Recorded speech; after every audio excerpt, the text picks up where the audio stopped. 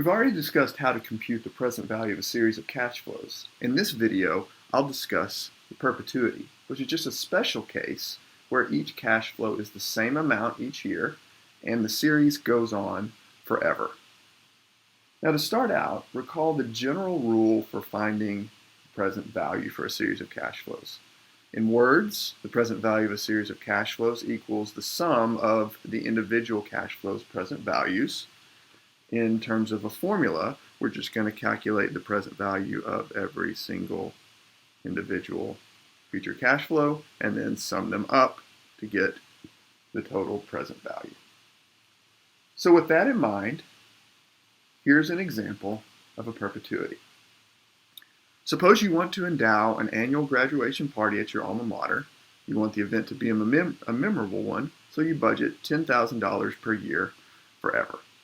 The university earns 5% per year on its investments, and the first party is 1 year from today. How much do you need to donate to endow the party? Now, just real quickly, here's how an endowment works. Someone would donate a lump sum of cash, say today, and that amount would go into an investment fund, and then there would be planned use of those funds, and so every year or so, the university would calculate the amount of interest income that the fund has earned, and it would take that money out and use it for the purpose of the gift, and then the endowed amount would continue on to the next year, collect interest again, and more money would be withdrawn, and so on and so on and so on.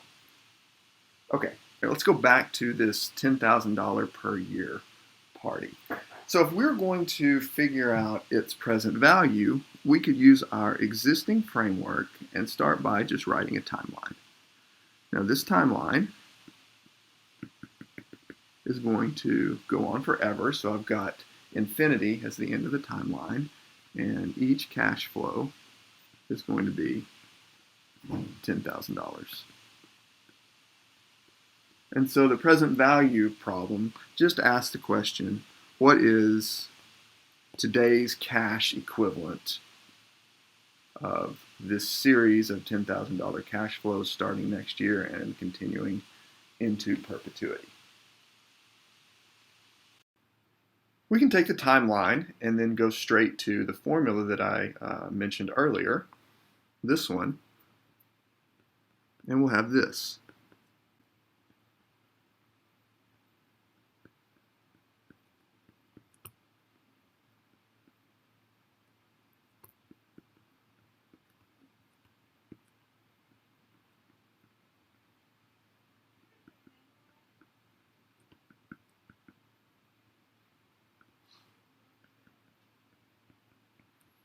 And so on. And so essentially I'm taking every one of these $10,000 cash flows and calculating the present value and then adding them all up to get the total. Now, this can get really complicated since there are infinite terms in this particular series, but fortunately this will simplify. But before we do that, I want to clarify some definitions. So the perpetuity is a special case, and as I mentioned before, by definition, it's a stream of level cash flows that never ends.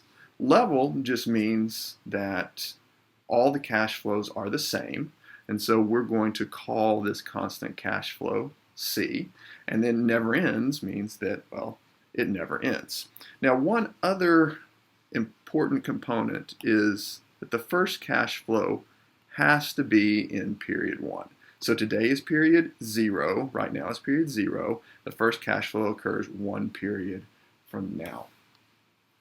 And so when we incorporate the fact that all of the cash flows are the same amount C, the initial formula subtly gets simpler.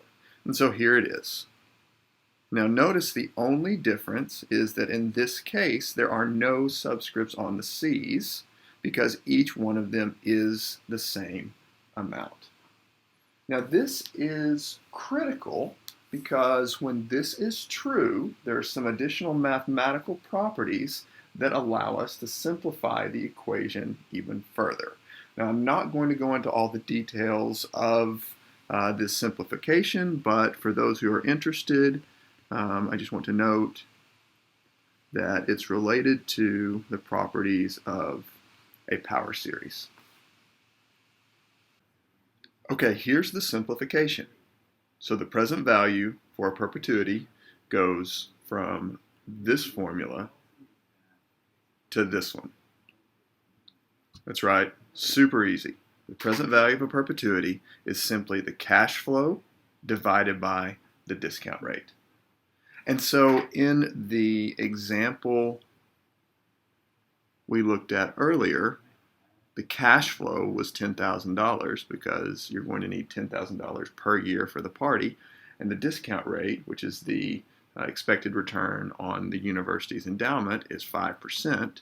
And so the present value is 10,000 divided by 0.05, or $200,000. And so to endow the party, you would simply need to donate $200,000 today. And so our indifference statements still apply here. We would just say one is indifferent between $200,000 in hand today and a series of $10,000 cash flows, one per year, starting 1 year from now and continuing forever. Okay, now just to finish up, let's think about mechanically what would happen with this endowment gift. So today, you would donate $200,000. And so from the university's perspective, they're going to take that $200,000 and invest it today at an interest rate of 5%. Now, 1 year from now, it's going to be time for a party. And so let's think about the value of that investment after 1 year.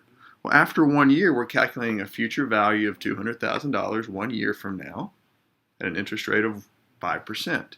And so the value after 1 year is simply $200,000 times 1 plus the interest rate, or $210,000. Now it's time to have a party. In order to have the party,